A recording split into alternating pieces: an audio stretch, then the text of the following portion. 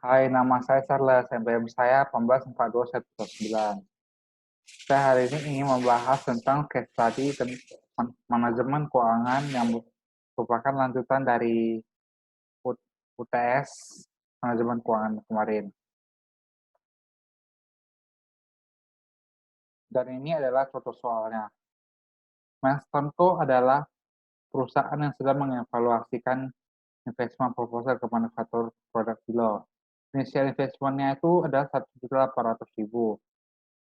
Dan ini adalah data dari evaluasi investment-nya ya, yang berupa sales, selling price, variable cost, sales revenue, variable cost, fixed cost, interest payment, cash flow before tax, tax allowable depreciation, taxable profit, taxation, net cash flow, discount at 12%, present value of cash inflow, cost formation, dan BP.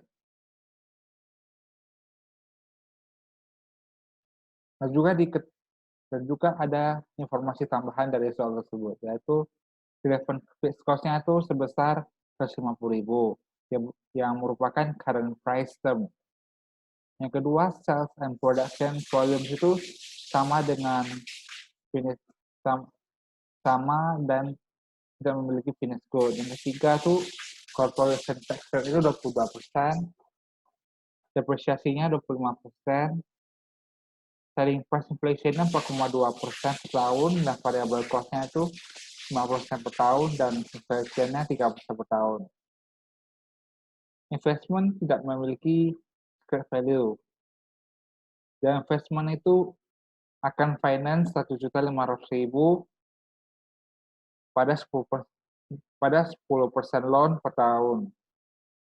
Milestone Co has a weighted average cost of capital 12% per tahun dan target PB-nya 2,5 tahun dan ROCE-nya 20%. Ini adalah soalnya. Yang A, prepare a revised draft evaluation of the investment proposal. Yang B, explain any revision you have made with the draft evaluation. And C, please help company to evaluate investment using payback period and ROCE. Dan D, calculate the sensitivity of sales revenue and initial investment. Yang A, the general inflation rate is 6%. How to evaluate the investment proposal in real term. Yang F, company may face the capital rationing issues in its investment choice. Why do companies face problem of capital rationing discussed?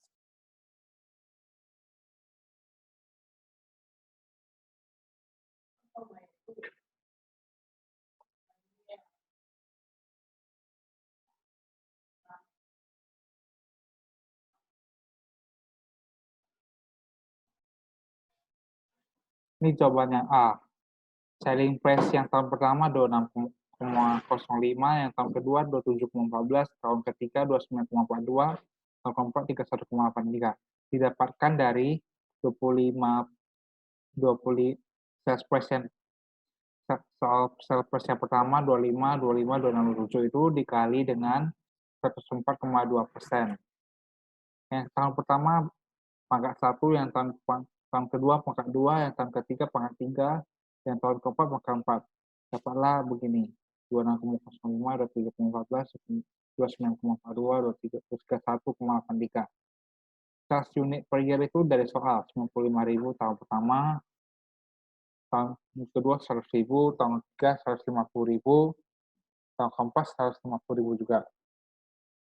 Variable cost-nya 11,65, 13,23, 13,89, 15,42 itu didapatkan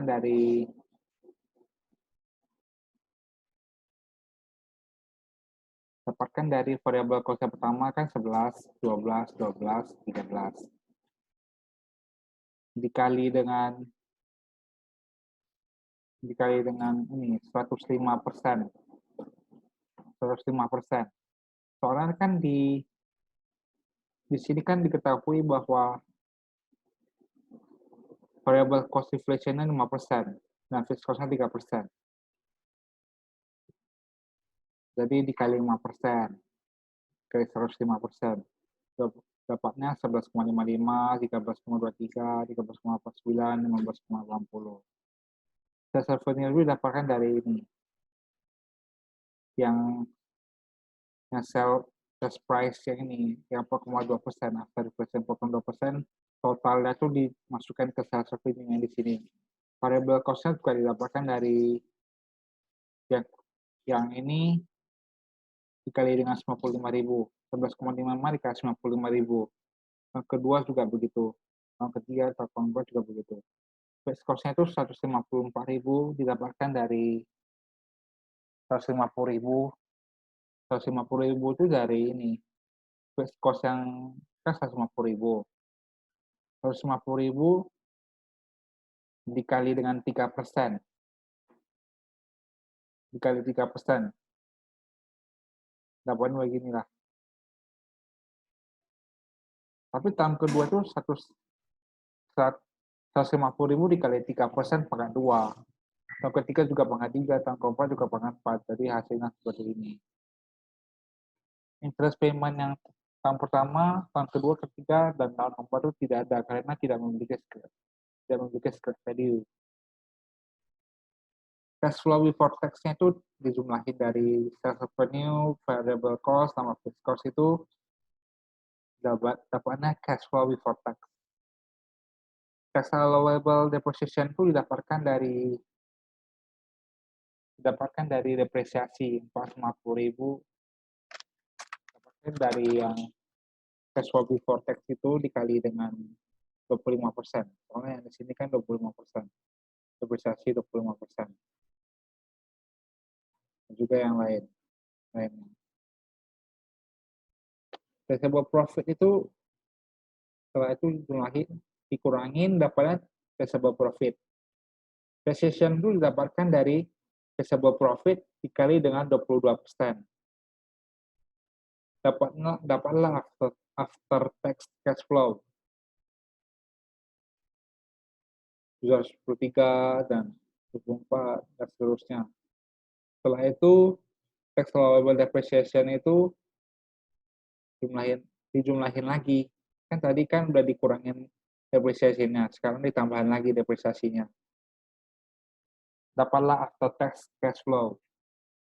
Setelah itu kita masukkan pakai discount rate 12%.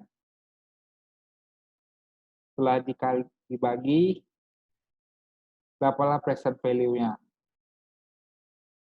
Present value-nya itu setelah jumlahin dari tahun pertama sampai tahun ke-5 itu kan dapatnya 4.304.550 dikurangi dengan initial investment atau cost machine-nya.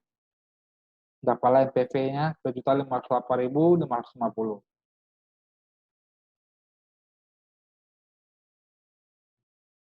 Yang B, inflasi.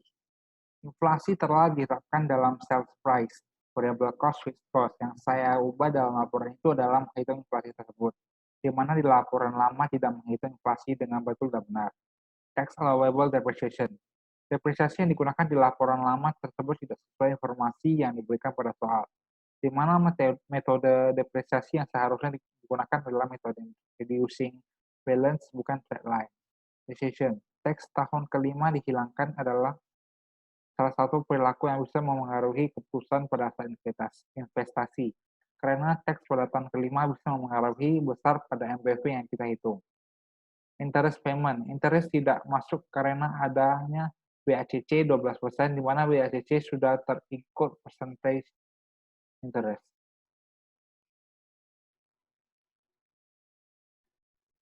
Yang C disuruh hitung PB period dan ROCE.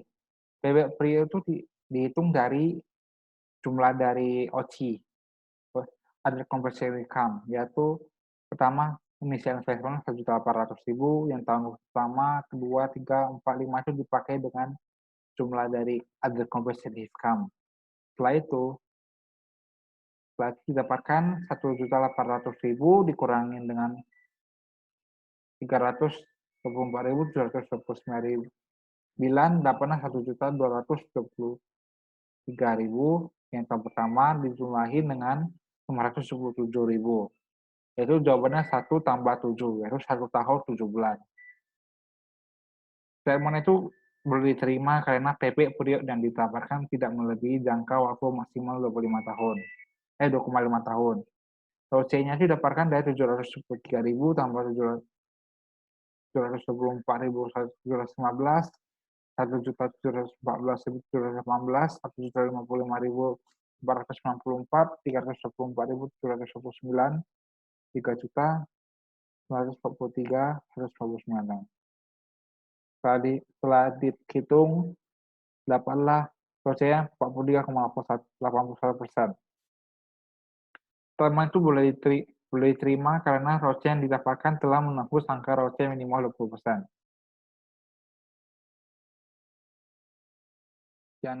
Yande disuruh hitung sensitivity sales revenue.